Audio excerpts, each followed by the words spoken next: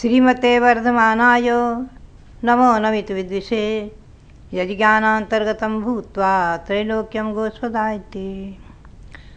नमस्तस्यै सरस्वत्यै विमलज्ञानमूर्तये विचित्रालोकयात्रेयं यत्प्रसादात् प्रवर्तते।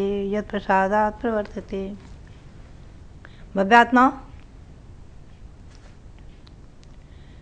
आपको मैं बताऊं, आश्विन शुक्ला में आपने सुना है और कर भी रहे होंगे बहुत से महानुभाव, बहुत सी महिलाएं, नवरात्रि व्रत, नवदेवता व्रत।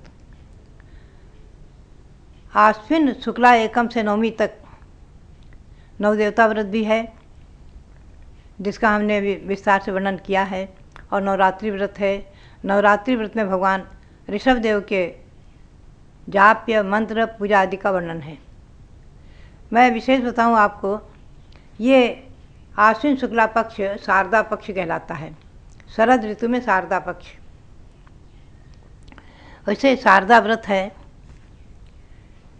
ज्येष्ठ शुक्ला एकम से आषाढ़ कृष्णा एकम तक, यानी 16 दिन ये व्रत करना। शुक्ल पक्ष के 15 दिन और अगले महीने का एकम, ऐसे 16 दिन सरस्वती की आराधना ज्येष्ठ में।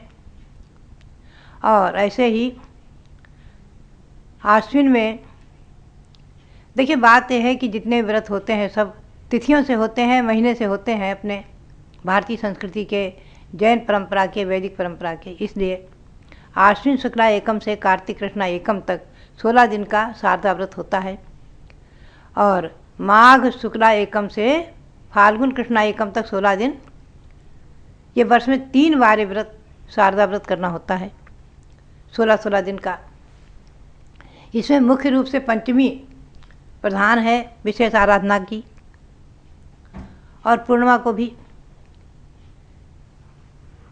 प्रत्येक व्रत को पूर्ण करके, चाहे एकादशना से करें, जिनकी एकादशना से शक्ति नहीं है तो एकम, पंचमी और पूर्णिमा या अगली एकम तक, तो उसमें 3 दिन तो व्रत अवश्य रखें, कम से कम जगह एकादशना। और पूरे दिन अगर 16 दिन एकादशन नहीं कर सकते हैं कदाचित, तो कम से कम एक बार भोजन और एक बार अल्पाहार, पानी वगैरह लेकर भी कर सकते हैं। इन दिनों सरस्वती की आराधना प्रमुख है। सरस्वती 3 रूप में आज हम पूज रहे हैं, ध्यान में रखें आप। एक तो ग्रंथ, षटखंडागम आदि ग्रंथ, छपे हुए जिनवाणी आदि ग्रंथ, जैन ग्रंथ, चाहे हस्तलिखित हैं चाहे छपे हैं, ये सब हमारे लिए पूज्य हैं। वेष्टन में लपेट कर इनको रखते हैं, फिर भी पूज्य हैं। मुनि भी इन्हें नमस्कार करते हैं, महामुनियों ने भी नमस्कार किया है। भगवान की दिव्य ध्वनि स्वरूप वेतन माने जाते हैं। और दूसरे श्रुता स्कंध यंत्र के रूप में मंदिर में प्राप्त होते हैं। श्रुता स्कंध यंत्र, सरस्वती यंत्र, 2 प्रकार के यंत्र हैं। इनमें भी द्वादशांग रूप जिनवाणी, द्वादशांग रूप जिनवाणी, 11 अंग 14 पूर्व जिनवाणी, उसका बंधन है, उसके मंत्र हैं। यहाँ भी आप देखेंगे श्रुता स्कंध यंत्र पाषाण पर भी उत्कीर्ण, और ताम्रपट पर यंत्र रूप में उत्कीर्ण सरस्वती यंत्र भी है। अनेक मंदिरों में पाए जाते हैं यंत्र तो। और तीसरे है सरस्वती माता की प्रतिमा, जिनके मस्तक पर अनंत भगवान की मूर्ति है। खड्गासन अथवा पद्मासन दोनों प्रकार से उपलब्ध हैं। अनेक प्राचीन प्रतिमाएं उपलब्ध हैं, और नवीन प्रतिमाएं भी हस्तिनापुर में मेरी प्रेरणा से यहाँ के पीठाधीश रविंद्र कीर्ति जी ने पहले बहुत सी हजारों प्रतिमाएं बनवाई हैं लक्ष्मी सरस्वती की। लक्ष्मी की प्रतिमा केवल ज्ञान लक्ष्मी के प्रतीक में भी है, उसके मस्तक पर भी अनंत भगवान है। लक्ष्मी और सरस्वती की मूर्ति का जोड़ा हजारों लोग यहाँ से प्राप्त करके अपने अपने प्रतिष्ठान में, घर में, घर चैत्यालय में, दुकान पर आदि जगह स्थापित करके रखते हैं। और दीपावली के दिन खास करके उनकी पूजा करते हैं। बहुत से लोग रोज़ करते हैं। जो बालक परीक्षा के लिए जाते हैं उनको फल चढ़ा कर जाते हैं, निश्चित ही उत्तीर्ण होते हैं, विद्या बुद्धि बढ़ती है। सरस्वती विद्या बुद्धि को, सद्बुद्धि को प्रदान करने वाली हैं। श्रुतगान के लिए पूर्ण करने वाली और केवल ज्ञान के बीज रूप हैं सरस्वती की उपासना और महालक्ष्मी की आराधना। धन की वृद्धि, लौकिक धन और आध्यात्मिक धन, अनंत चतुष्टय आदि रूप, ये सब धन प्राप्त होता है केवल ज्ञान महालक्ष्मी की पूजा से। केवल ज्ञान महालक्ष्मी की पूजा मैंने सन 76 में बनाई थी, पूजांजलि में छपी है, बहुत सुंदर है। तो ये व्रत शारदा व्रत कहलाता है। आश्विन शुक्ला एकम से कार्तिक कृष्णा एकम तक आप बहुत से लोग करते होंगे। इसमें मंत्र भी है, ओम ह्रीं द्वादशांग वाणी सरस्वती देव्यै नमः, अथवा ओम ह्रीं श्रीं वद वद वाग्वादिनी भगवती सरस्वती ह्रीं नमः। लक्ष्मी का मंत्र भी है, ओम ह्रीं श्रीं क्लीं ब्लूम ऐं महालक्ष्मी नमः, ओम ह्रीं केवल ज्ञान महालक्ष्मी नमः आदि।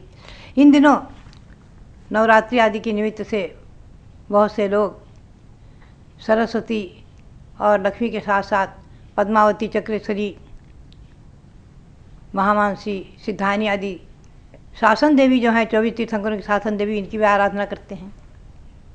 इनमें भी सम्यक दृष्टि के लिए कोई दोष नहीं है, बल्कि विधान है। पूज्यपाद स्वामी के द्वारा रचित पंचामृत अभिषेक पाठ में दिक्पाल के अर्घ्य, क्षेत्रपाल के अर्घ्य, शासन देव देवी के अर्घ्य चढ़ाने का विधान आदि उसमें वर्णन में आता है और सैकड़ों प्रमाण हैं ग्रंथों में। तो ये शारदा व्रत भी आप करें। इसके साथ मैं आपको एक दूसरा व्रत बताती हूँ जो मात्र एक दिन का, शरद पूर्णिमा में। इसका नाम तो है चारित्र माला व्रत शास्त्र में।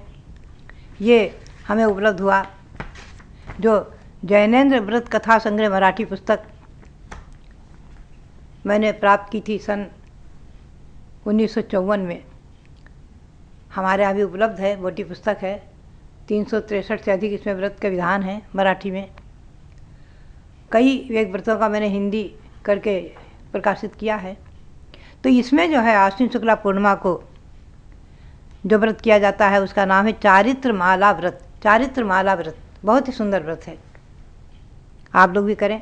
इसमें पंचपरमेष्ठी की आराधना, पंचपरमेष्ठी की प्रतिमा, उसका अभिषेक करें, पंचामृत अभिषेक करें। मराठी पुस्तक में तो लिखा है कि चौकोन मंडल बनाकर कमल आदि रचना करके और मंगल कुंभ आदि स्थापित करके पंचपरमेष्ठी की प्रतिमा विराजमान कर उनका पंचामृत अभिषेक करें, पूजन करें, विधान करें, जाप करें। तो इसमें मराठी पुस्तक में तो 4 बार महाअभिषेक करने का विधान है इस व्रत में, प्रातः, मध्याह्न, सायं और अर्धरात्रि। आप जैसा आपकी परंपरा उसी अनुसार एक बार तो करें, कम से कम एक बार तो अवश्य करें प्रातः काल। मंत्र है इसका, ओम ह्रीं अर्हम अर्हत सिद्धाचार्योपाध्याय सर्व साधुभ्यो नमः स्वाहा। ये मंत्र है पंचपरमेष्ठी का मंत्र, ओम ह्रीं अर्हम अर्हत सिद्धाचार्योपाध्याय सर्व साधुभ्यो नमः स्वाहा। इस मंत्र को 1 से 8 बार सुगंधित पुष्पों से अथवा लवंग से अथवा स्फटिक मणि मूंगा आदि की माला से करें। इस दिन ब्रह्मचर्य व्रत का पालन कर रात्रि जागरण आदि करके आराधना करें अपनी शक्ति के अनुसार। उपवास मध्यम है, अल्पाहार वगैरह लेकर 1 बार, और जघन्य एक आसन, 1 बार शुद्ध भोजन, इसका नाम है जघन्य व्रत। शाम को पानी भी नहीं लेना। उत्कृष्ट व्रत का वर्णन है कि 27 वर्ष तक करना उत्कृष्ट, 16 वर्ष करना मध्यम और कम से कम 7 वर्ष करना ही चाहिए। उपवास की शक्ति नहीं है तो अपने शुद्ध भोजन करके एक आसन करके आप व्रत करें। चारित्र माला व्रत, चारित्र की वृद्धि के लिए और उत्तरोत्तर यश, कीर्ति आदि सब प्रकार से उन्नति के लिए व्रत।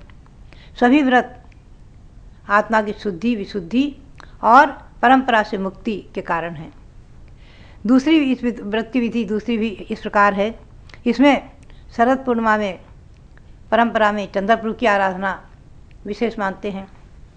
चंद्रप्रभु का चिन्ह भी चंद्रमा है और चंद्रप्रभु भगवान श्वेत वर्ण के चंद्रमा के समान, दो कुंदेंदु तुषार हार धोलो, भगवान का वर्ण चंद्र के समान सुंदर माना है, चंद्रमा के समान। ऐसे चंद्र भगवान की आराधना और उसका मंत्र है ओम ह्रीं अर्हम विजय यक्ष ज्वालामालिनी यक्षी सहिताय श्री चंद्रप्रभ तीर्थंकराय नमः। चंद्रप्रभ की पूजा करें। दोनों व्रत एक साथ कर सकते हैं। आप पंचपरमेष्ठी की पूजा कर लें, चंद्रप्रभ की पूजा कर लें, दोनों एक साथ हो जाएंगे। तो चंद्रप्रभ की आराधना इसमें विशेष है। चंद्रमा के समान उज्ज्वल कीर्ति फैलती है। दिन प्रतिदिन चारित्र उज्ज्वल होता है, परिणाम उज्ज्वल होते हैं और संसार में रहते हुए सांसारिक सब अभ्युदय प्राप्त होते हैं, सुख शांति समृद्धि धन संपत्ति आदि। अतएव चारित्रमाला अथवा शरद पूर्णिमा, आप शरद पूर्णिमा के दिन इस व्रत का अनुष्ठान अवश्य करें। ये व्रत आपके जीवन में मंगलकारी हो। बात यही है कि व्रतों की महिमा और महत्व हम देखते हैं।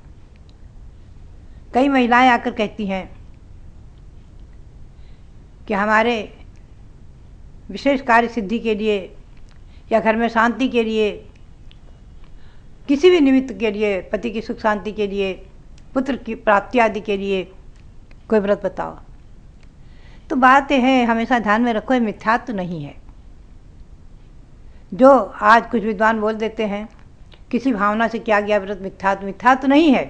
बस इतना है कि किसी भावना से किया गया व्रत वहीं तक सीमित हो जाता है और व्रतों का पुण्य फल असीमित है। तो आप पुण्य को सीमित कर लेते हैं, बांध लेते हैं, जो कि असीमित रूप में न जाने कितने रूप में फलने वाला है। इस बात को ध्यान में रखना चाहिए। छाया तरुम संश्रयतः स्वतः स्यात् कस छाया जाति त्यात्मलाभः। वृक्ष के नीचे आप बैठेंगे, छाया स्वयं मिलेगी, ये नियम है। फिर छाया के लिए याचना करें, हे वृक्ष मुझे छाया दो, मुझे छाया दो, कहने की आवश्यकता नहीं है। और वृक्ष के नीचे बैठने से छाया मिलेगी, शांति मिलेगी, थकान दूर होगी मार्ग की, और आपको फल भी खाने को मिल सकते हैं। तो अनेक उपलब्धियां हैं।